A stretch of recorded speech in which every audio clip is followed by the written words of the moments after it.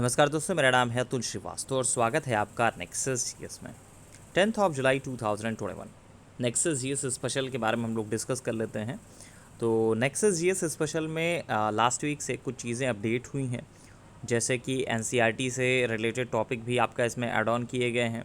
Current oriented GS तो आपको इसमें पढ़ाया जा रहा था। चलिए नेक्स्ट पॉइंट में लिखिएगा। अब बात करेंगे पॉलीएमाइड के बारे में। तो बुलेट प्रूफ जैकेट के निर्माण में पॉलीएमाइड पॉलीपैरी नेफ्लिन का प्रयोग किया जाता है और यह एक सिंथेटिक फाइबर होता है। इसका सामान्य नाम जो है वो आपका केवलॉर है। बुलेट प्रूफ खिड़की बनाने के लिए पॉलीकार्बोनेट का प्रयोग किया जाता है। लिखिएगा, बुलेट प्रूफ जैकेट को बनाने में बुलेट प्रूफ जैकेट बनाने में पॉलीएमाइड का प्रयोग किया जाता है। पॉलीएमाइड का प्रयोग किया जाता है और बुलेट प्रूफ खिड़की बनाने के लिए पॉलीकार्बोनेट का प्रयोग किया जाता है। पॉलीकार्बोनेट का प्रयोग किया जाता है। नेक्स्ट है, बायोगैस के बारे में बात करें तो बायोगैस जो है एक जैव ईंधन है, बायोफ्यूल है, जो ऑक्सीजन की अनुपस्थिति में जैविक अपशिष्ट मतलब जो ऑर्गेनिक वेस्ट होता है, अर्थात गोबर, फसलों का अपशिष्ट भाग, फलों व सब्जियों के छिलके, मल आदि के अपघटन से उत्पन्न होता है। बायोगैस जो है वो आपका विभिन्न गैसों का मिश्रण है, जिसमें कार्बन डाइऑक्साइड तथा मीथेन की सर्वाधिक मात्रा होती है। लिखिएगा, बायोगैस में मुख्यतः कार्बन डाइऑक्साइड व मीथेन गैस होती है। बायोगैस में मुख्यतः कार्बन डाइऑक्साइड व मीथेन होती है। नेक्स्ट है, ब्यूटेन व प्रोपेन के बारे में बात करें तो घरों में खाना बनाने के लिए द्रवीकृत पेट्रोलियम गैस का प्रयोग किया जाता है, या एथेन, प्रोपेन तथा ब्यूटेन का मिश्रण है।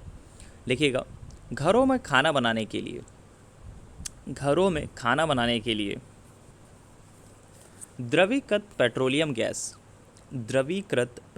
गैस का प्रयोग किया जाता है। द्रवीकृत पेट्रोलियम गैस का प्रयोग किया जाता है। यह एथेन, प्रोपेन तथा ब्यूटेन का मिश्रण है। यह एथेन, प्रोपेन तथा ब्यूटेन का मिश्रण है। देखिए, एलपीजी का जो ऊष्मीय मान होता है वो अत्यंत उच्च होता है, जो धुआं रहित ज्वाला के साथ जलती है, इसलिए एक अच्छा ईंधन बोला जा सकता है। और एलपीजी जो होता है एक गंधहीन गैस है, जो वातावरण में मुक्त होने पर विस्फोट कर सकती है। इसीलिए गैस के सिलेंडर में रिसाव का पता करने के लिए तीक्ष्ण गंध वाला पदार्थ एथिल मार्केपिटन मिलाया जाता है। बहुत रेयर नाम है, ये आपसे पूछा भी नहीं जाएगा, लेकिन हाँ कभी कभी ये होता है कि पता होना चाहिए। नेक्स्ट है, पेट्रोल के रेट आप सभी लोगों को पता है कि लगातार इंक्रीज़ कर रहे हैं। और अगर आपसे पूछा जाए कि पेट्रोल की गुणवत्ता मापने के लिए क्या किया जाता है, तो ऑक्टेन संख्या तथा सीटेन संख्या दोनों का जो प्रयोग होता है वो आपका ईंधन की गुणवत्ता व्यक्त करने के लिए किया जाता है।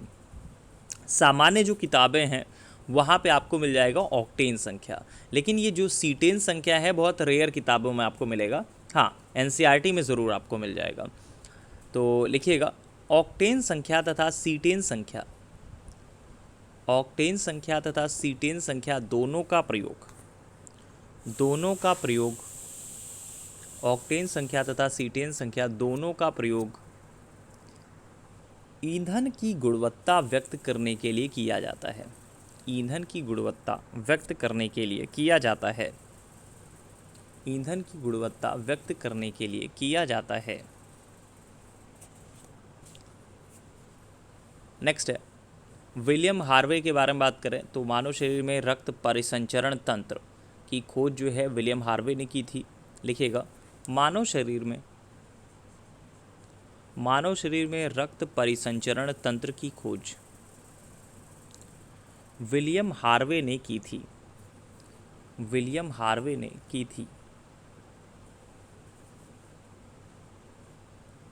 नेक्स्ट है, एक स्वस्थ वयस्क मनुष्य के बारे में बात करें तो एक स्वस्थ वयस्क मनुष्य के शरीर में रक्त की जो सामान्य मात्रा है लगभग से 5 से 6 लीटर होती है, जो शरीर के भार का लगभग 7 से 8% होता है। रक्त जो है गाढ़ा, चिपचिपा और लाल रंग का तरल संयोजी ऊतक है जिसका पीएच मान 7.4 होता है। लिखिएगा, एक स्वस्थ वयस्क मनुष्य के एक स्वस्थ वयस्क मनुष्य के शरीर में रक्त की सामान्य मात्रा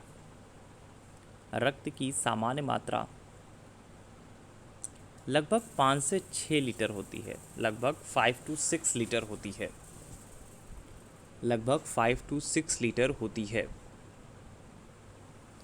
जो शरीर के भार का लगभग 7 से 8%, 7 to 8% होता है, 7 to 8% होता है। रक्त एक गाढ़ा, चिपचिपा एवं लाल रंग का तरल संयोजी ऊतक है, जिसका पीएच मान 7.4 होता है, जिसका पीएच मान 7.4 होता है। नेक्स्ट है, लिक्विडिटी प्रेफरेंस के बारे में बात करें तो इकोनॉमिक्स में एक शब्द आता है तरलता अधिमान, इंग्लिश में इसको बोला जाता है लिक्विडिटी प्रेफरेंस। ठीक है, एग्जैक्टली है क्या? देखिए, तरलता अधिमान का जो मतलब होता है वो दीर्घ काल तक काम तरल परिसंपत्ति तथा निवेश के बदले अधिक तरल परिसंपत्ति को धारण करने की निवेशक की वरीयता के कारण उत्पन्न मुद्रा की मांग में वृद्धि है। सामान्य शब्दों में अगर बात करें तो नकदी के रूप में परिसंपत्ति धारण करना ये आपका तरलता अधिमान है, मतलब लिक्विडिटी प्रेफरेंस है।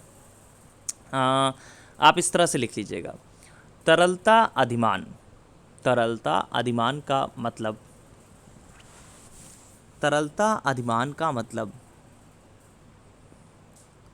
नकदी के रूप में परिसंपत्ति धारण करना है, नकदी के रूप में परिसंपत्ति धारण करना है। नेक्स्ट है, राजा चिलैया समिति के बारे में बात करें तो भारत सरकार ने भारतीय कर प्रणाली में व्यापक सुधार हेतु राजा जे चिलैया समिति का गठन किया था, जिसने अपनी रिपोर्ट 1991, 92, 93 में प्रस्तुत की। इनमें प्रत्यक्ष कर और अप्रत्यक्ष कर प्रणाली में व्यापक सुधार के प्रस्ताव किए गए। कर सुधार संबंधी एक अन्य समिति का गठन 2002 में विजय केलकर की अध्यक्षता में किया गया था। लिखिएगा, राजा चिलैया समिति कर सुधार से संबंधित है, कर सुधार से संबंधित है, कर सुधार से संबंधित है।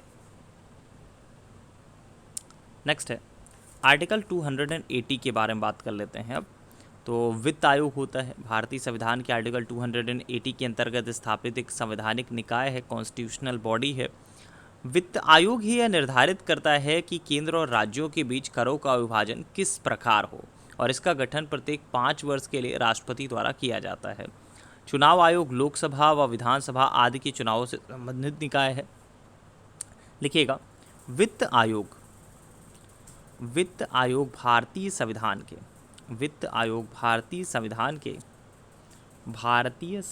के आर्टिकल 280 के अंतर्गत, आर्टिकल 280 के अंतर्गत 280 के अंतर्गत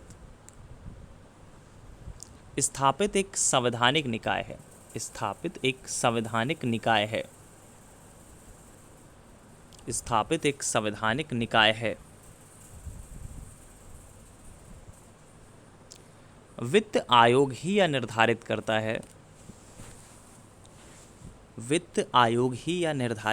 है कि केंद्र व राज्यों के बीच करों का विभाजन, किस प्रकार हो, और इसका इसका गठन प्रत्येक 5 वर्ष के लिए, इसका गठन प्रत्येक 5 वर्ष के लिए राष्ट्रपति द्वारा किया जाता है, राष्ट्रपति द्वारा किया जाता है, राष्ट्रपति द्वारा किया जाता है। नेक्स्ट है नाबार्ड के बारे में बात करें तो 12 जुलाई 1982 को स्थापित राष्ट्रीय कृषि तथा ग्रामीण विकास बैंक मतलब नाबार्ड कृषि और ग्रामीण विकास से संबंधित जो गतिविधियां हैं उनकी साख आपूर्ति हेतु एक सर्वोच्च संस्था है और यह एक सांविधिक संस्था है, मतलब स्टैचुरी संस्था है। लिखिएगा नाबार्ड की स्थापना, नाबार्ड की स्थापना 12 जुलाई 1982 को हुई थी। नाबार्ड की स्थापना 12 जुलाई 1982 को हुई थी, 12 जुलाई 1982 को हुई थी, 1982 को हुई थी। नेक्स्ट है निर्धनता के दुष्चक्र के बारे में बात करें तो निर्धनता का जो दुष्चक्र है उसकी अवधारणा अर्थशास्त्री रेगनर नर्कसे ने प्रस्तुत किया था। लिखिएगा निर्धनता का दुष्चक्र की अवधारणा, निर्धनता का दुष्चक्र की अवधारणा अर्थशास्त्री रेगनर नर्कसे ने, अर्थशास्त्री रेगनर नर्कसे द्वारा प्रस्तुत की गई थी, नर्कसे द्वारा प्रस्तुत की गई थी। नेक्स्ट है नेक्स्ट पॉइंट में लिखिएगा एक वर्ड आता है प्रच्छन्न बेरोजगारी करके।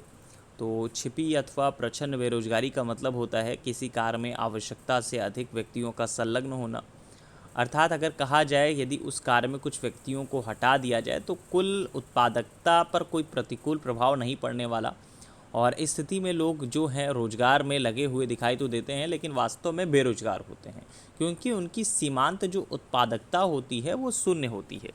सामान्य तौर पर अगर एग्जाम्पल के तौर पर बात करें तो हमेशा मैंने एक एग्जाम्पल दिया है जो सबसे सिंपल है कि एक खेत है जहाँ पे 2 लोग कार्य कर सकते हैं, बहुत आसानी से उस खेत में कार्य किया जा सकता है 2 लोगों द्वारा। लेकिन परिवार में 6 लोग हैं, 7 लोग हैं या 5 लोग हैं, अब बाकी 3-4 लोग क्या करें तो वो भी जाके उसमें ही काम करने लगे। वो कार्य जो 2 लोग कर सकते थे उसमें 5-6 लोग जो लगे हुए हैं, तो एक्स्ट्रा जितने भी लोग लगे हुए हैं वो सारे के सारे लोग प्रच्छन्न बेरोजगारी ही है। ठीक है, उनकी जो सीमांत उत्पादकता है वो शून्य है क्योंकि वही कार्य 2 लोग बहुत आसानी से कर सकते थे। तो कुल मिलाकर ये आप समझ चुके होंगे कि एग्जैक्टली ये क्या होता है, जो प्रच्छन्न बेरोजगारी है या छिपी बेरोजगारी है वो क्या होती है, और इससे संबंधित जो चीज़ें हैं वो सबसे ज़्यादा पूछी भी जाती हैं। तो जो भारत में अगर पूछा जाता है कि भारत में अधिकांश बेरोजगारी कहाँ है, तो भारत जो है एक विकासशील देश है और इसकी अर्थव्यवस्था में लगातार संरचनात्मक परिवर्तन हो रहे हैं। नई प्रौद्योगिकी, न्यू टेक्नोलॉजी को अपनाने के कारण तथा नए जो प्रकार के उद्योग हैं उसके आने के कारण यहाँ संरचनात्मक बेरोजगारी का परसेंटेज जो है वो अधिक हो गया है। तो लिखने की ज़रूरत नहीं है इस पॉइंट को। नेक्स्ट पॉइंट में लिखिएगा बुल्स और बियर। ये शब्द सुन रहे होंगे आप लोग लगातार क्योंकि शेयर मार्केट जो है लगातार बूम पे चल रहा है। कोविड ड्यूरेशन जब आया था स्टार्टिंग वाला तो मार्केट पूरी तरह से क्रैश हो चुकी थी, ऑलमोस्ट आपका हाफ हो चुकी थी, और उसके बाद वहाँ से रनअप दिया और उसके बाद लगातार ये तेज़ी से आगे बढ़ ही रही हैं। तो ये शब्द आपको समझना ज़रूरी है कि बुल्स और बियर क्या होता है। हो सकता है कि एग्जामिनेशन में पूछ लिया जाए, रनिंग है ये। तो बुल्स का मतलब है तेजड़िया और बियर का मतलब होता है मंदड़िया। दोनों शब्द जो है वो शेयर बाज़ार से संबंधित है। तेजड़िए को शेयर बाज़ार में शेयर कीमतों में वृद्धि की अपेक्षा होती है, जबकि मंदड़िया को बाज़ार में शेयर कीमतों में गिरावट की अपेक्षा होती है। लिखिएगा पॉइंट को, तेजड़िया ब्रैकेट में लिखिएगा बुल, तेजड़िया ब्रैकेट में लिखिएगा बुल। तेजड़िया तथा मंदड़िया, मंदड़िया मंदड़िया दोनों शब्द शेयर बाज़ार से संबंधित हैं। दोनों शब्द शेयर बाज़ार से संबंधित हैं। तेजड़िए को शेयर बाज़ार में, तेजड़िए को शेयर बाज़ार में शेयर कीमतों में वृद्धि की अपेक्षा होती है, शेयर कीमतों में वृद्धि की अपेक्षा होती है, जबकि मंदड़िए को, जबकि मंदड़ियों को बाजार में कीमतों में बाजार में शेयर कीमतों में गिरावट की अपेक्षा होती है। चलिए, 10th of July 2021 nexus GS special के लिए इतना ही। और आपके सामने रिज़ल्ट हैं जो नेक्सस जीएस की तरफ से आए हैं रिसेंट ईयर्स में। अभी रिसेंट में 4 लोगों का सिलेक्शन हुआ है जिला बेसिक शिक्षा अधिकारी पर। 2019 बैच में सिलेक्शन हुआ है संभव जैन जी का। 2020 बैच में सिलेक्शन हुआ है एसडीएम के तौर पर सचिन यादव जी का। उसके पहले भी रिसेंट में लगातार इनका सिलेक्शन था। 2017 में इंटरव्यू तक गए थे, 18 में इंटरव्यू तक गए थे, 19 में नायब तहसीलदार बने, 20 में रैंक 14 के साथ डिप्टी कलेक्टर के पद पर चयनित हुए। 2018 में अखिलेश मणि त्रिपाठी साहब का सिलेक्शन हुआ था। 17 में 2 लोगों का सिलेक्शन हुआ था, शिवानी जी और ज्योति जी का।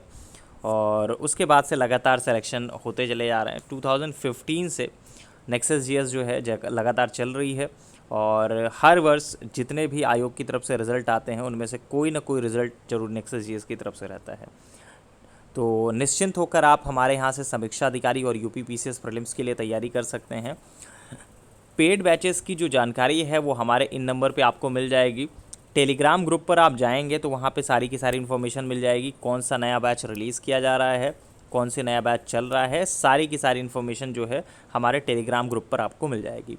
टेलीग्राम ग्रुप का लिंक इसी वीडियो के डिस्क्रिप्शन बॉक्स में होगा।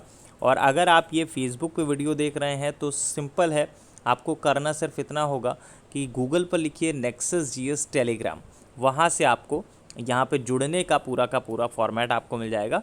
बस आपके फ़ोन में टेलीग्राम ऐप ज़रूर होना चाहिए। चलिए, फ़िलहाल के लिए इतना ही। Thank you so much.